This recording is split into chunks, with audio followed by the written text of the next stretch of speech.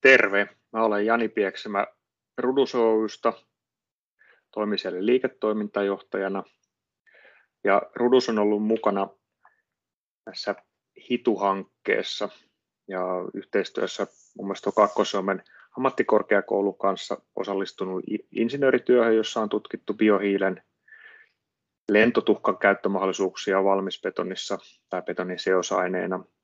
Mutta tähän hankkeeseen liittyen ja tähän seminaariin liittyen niin aiheeksi on valikoitunut materiaalikierron haasteet ja mahdollisuudet ja on lupautunut kertomaan niistä Ruduksen näkökulmasta. On tuossa esitys, jonka jaan nyt. Toivottavasti teille siellä näkyy. Ja tosiaan ollaan oltu mukana tässä hankkeessa ja sitten tähän loppuseminaariin tai seminaariin on lupautunut kertomaan betonin kierrätyksen tai betonin kierrätysliiketoiminnan näkökulmasta näistä materiaalikierton haasteista. Rudushan on tämmöinen Suomessa johtava kiviainespohjaisia rakennusmateriaaleja valmistava yhtiö, että me tehdään laadukkaita ja kestäviä tuotteita melkein missä tahansa, missä rakennetaan. Eli kun tehdään ympäristöä, taloa tai infraa, Rudus on vastuullisesti mukana ja toimii ympäri Suomea. Ja meillä on kattava verkosto valmisbetoniasemia, kiviainestoimipisteitä ja kierrätystoimipaikkoja. Sitten tästä kierrätysliiketoiminnasta enemmän, eli tähän kierrätysliiketoimintaan meillä kuuluu kivihiilen polton lentotuhkan kierrätys, jota kierrätetään semmoinen tällä hetkellä noin 80 000 tonnia vuodessa meidän toimesta. Se hyödynnetään joko sementivalmistuksessa raaka-aineena, metallien lähteenä tai sementeissä seosaineena. Tämähän on semmoinen toimiala, jossa pääty näkyy ja laki tulee kieltämään vuonna 2029 kivihiilen käytön energiantuotannossa ja näkyy jo nyt, koska kivihiilen käyttö on vähentynyt, laitoksia on suljettu tai siirretty reserviin. Ylijäämämaiden osalta tämä on meillä taas toisinpäin kasvava liiketoiminta, eli viime vuonna 2019 maa-ainesmäärät oli noin 360 000 tonnia, mitä me käsiteltiin ja tänä vuonna vastaanotto tulee olemaan lähelle 600 000 tonnia. Eli käytännössä me otetaan vastaan heikkoluontaisia maa-aineksia ja meillä on toimipisteitä tässäkin vähän ympäri Suomea ja tässä hyödynnetään monesti sitä, että kun jossain rakennetaan, kaivetaan heikkolaatuista maa-ainesta pois, se tuodaan meidän toimipisteelle, niin siitä samassa yhteydessä sitten voidaan toimittaa paluuna laadukkaina kiviaineksia takaisin sinne työmaalle. Ja sitten vähän enemmän tästä meidän betonin kierrätystoiminnasta, eli nämä volyymit on luokkaa vajaa 500 000 tonnia vuodessa. Taustana se, että Rudus on ollut tässä betonin kierrätystoiminnassa ja sen kehittämisessä Suomessa ihan alusta asti mukana. Ja se oli jotenkin niin, että 1992 ehkä perustettiin Rudukselle ympäristöteknologia, kohta 30 vuotta. Ollaan siis kierrätysliiketoimintaa Ruduksessa harjoitettu.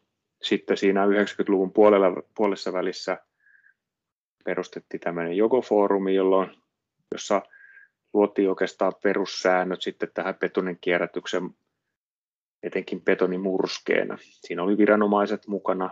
Sitten tähän on tullut lainsäädännön kehitystä, ratkaistu nämä hyödyntämiseen liittyvät ympäristölupakysymykset. YM on antanut ohjeistusta.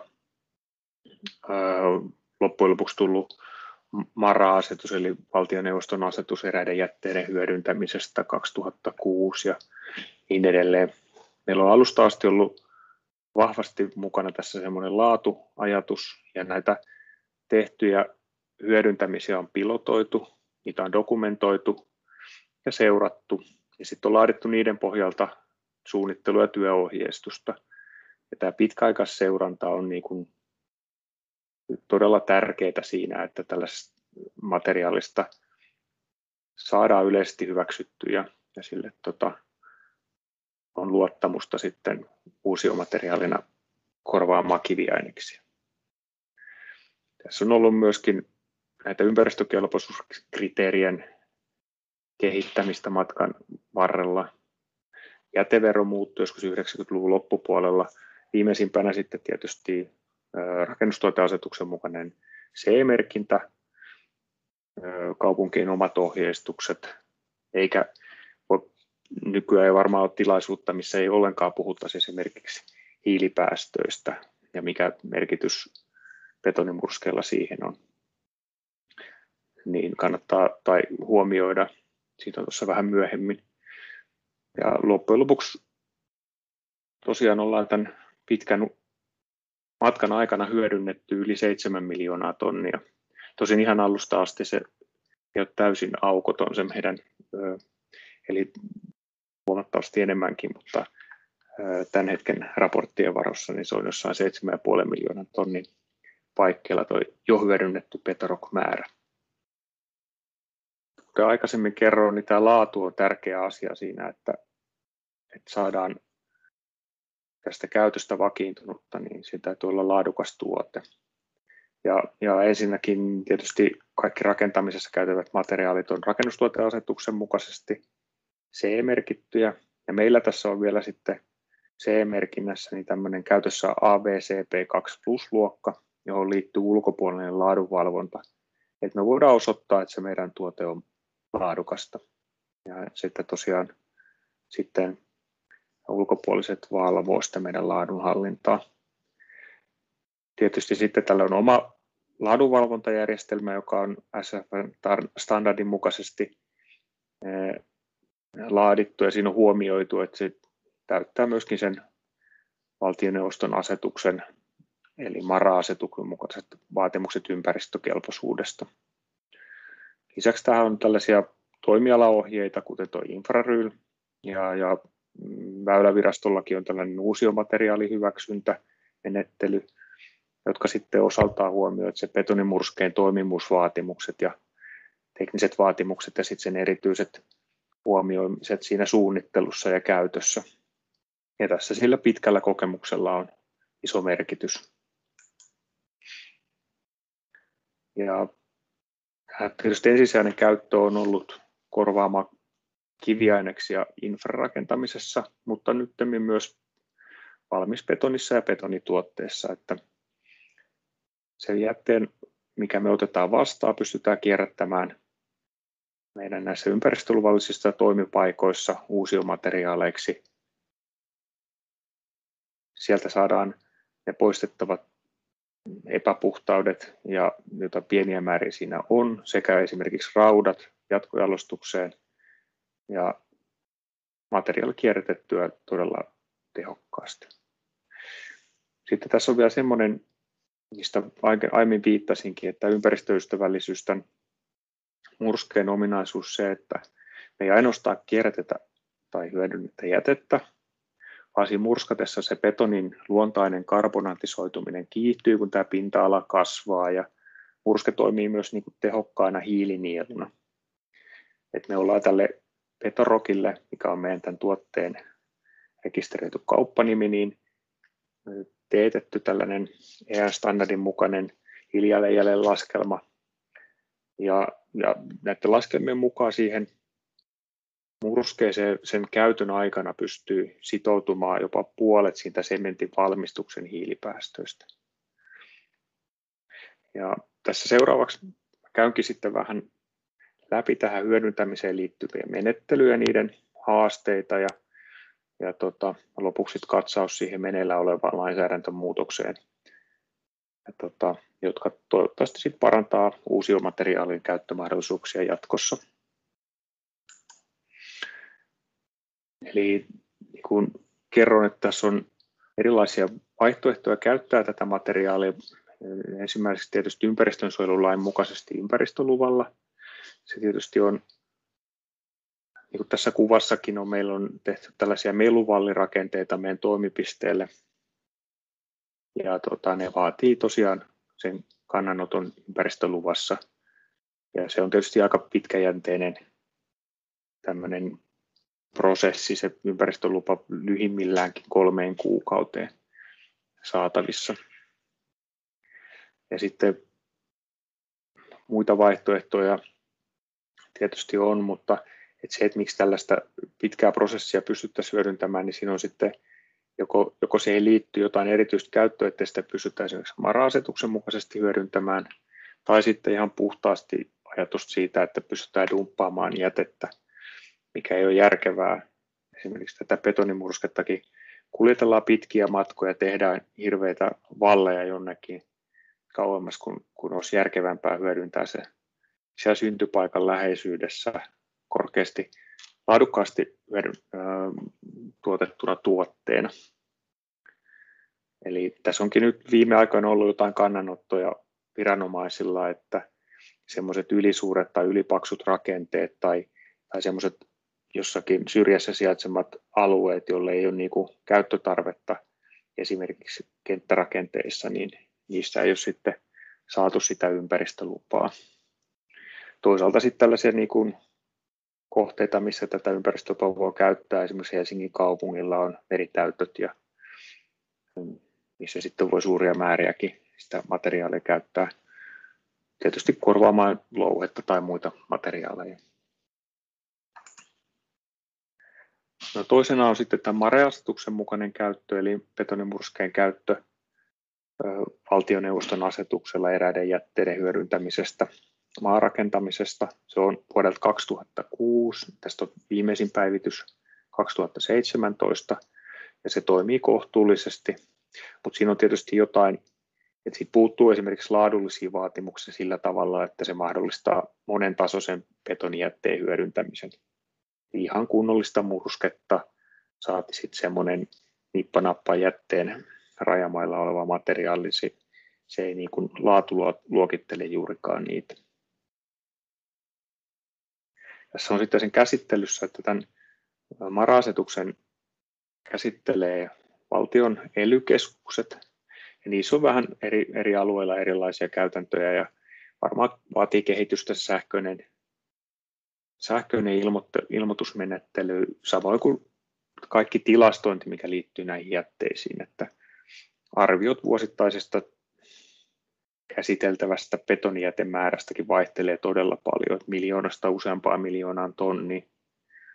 Ja se johtuu siitä, että meillä ei ole sellaista yksittäistä järjestelmää, mikä tämän kaiken tiedon keräisi, millä tavalla eri tavalla betonijätettäkin hyödynnetään. Kuitenkin tämä MARA-asetus on prosessina selkeä, ja se tietysti vaatii jonkin verran osaamista, että se ei ole ihan helposti käytettävissä kaikkien osalta. Ja sitten oikeastaan kolmantena esimerkkinä tässä, millä tavalla sitä betonijätettä voi hyödyntää, on nämä kunnalliset menettelyt. Ja näissä kunnissa näiden uusiomateriaalien hyödyntämismenettelyiden osalta on paljon haasteita, mutta on hyviä toimivia mallejakin olemassa. Ja käytännöt vaihtelee muun muassa sen osalta, että kuinka paljon sitä jätettä tai betonimursketta saa kohteessa sillä kunnallisella ilmoituksella hyödyntää. Joissakin kunnissa voi isojakin määriä, puhutaan muutamista tuhansista tonneista hyödyntää, ja riittää kevyimmillään pelkkä puhelinkeskustelu, joissakin sähköposti. Toisaalta sitten taas on semmoista niin kuin, jos viranomaiselle jos selkeitä intressiä ja halua ohjata sitä käytäntöä, on jo valitettavaa, että on vallalla myöskin semmoinen ei haluta ottaa riskejä mentaliteetti, joka sulkee sitten tietysti sen hyödyntämisen tällaisella kunnallisella menettelyllä kokonaan pois.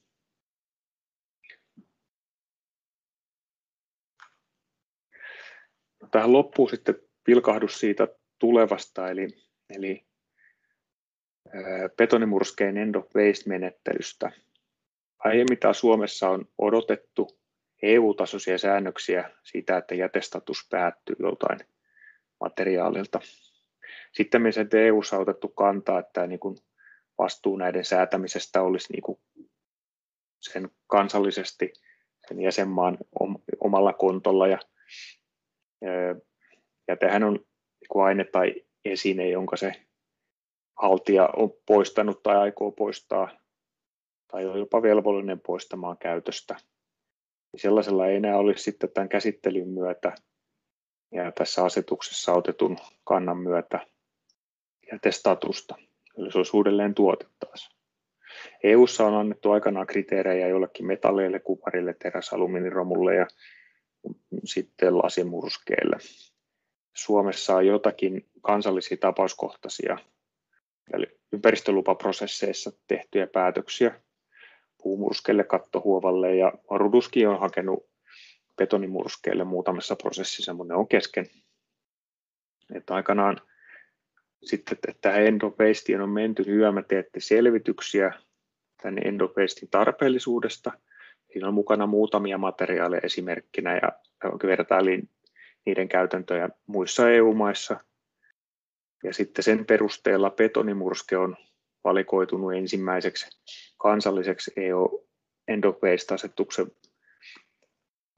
valmisteluun siirrettäväksi materiaaliksi. Ja YMA onkin siitä muistaakseni 2018 tilannut Sykkeeltä asiantuntijavalmistelua. Ja nyt me odotetaan sitten tätä valmisteltua asetusluonnosta, jotta ensi vuonna päästä sitten hyödyntämään sen mukaisesti end of waste-menettelyllä betonimurskeita tuotteena.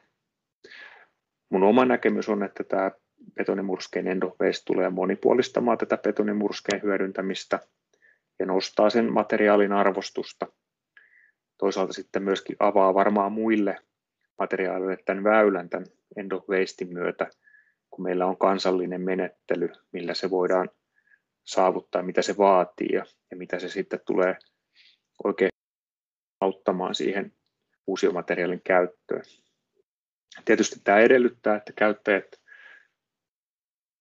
vaatii laadukkaita tuotteita ja tuottajat tuottaa niitä, että ei dumpata arvokasta materiaalia toisarvoisiin käyttökohteisiin. Ja tämä ei sitten tietenkään sido mihinkään, eli edelleen voi toimia näiden aiempien menettelyyn mukaisesti, mutta sitten kun tämä end of waste-menettely on materiaalille olemassa ja sen niin kuin määritelmät saavutetaan, niin silloin pystytään tuotteena käyttämään niissä käyttötarkoituksissa laajastikin ja saadaan hyvää uusiomateriaali järkevään käyttöön.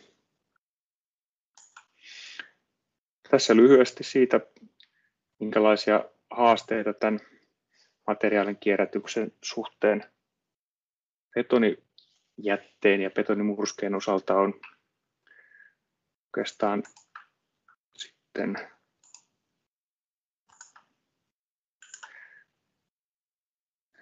muuta kuin kiitos ja nähdään kierrätyksen merkeissä.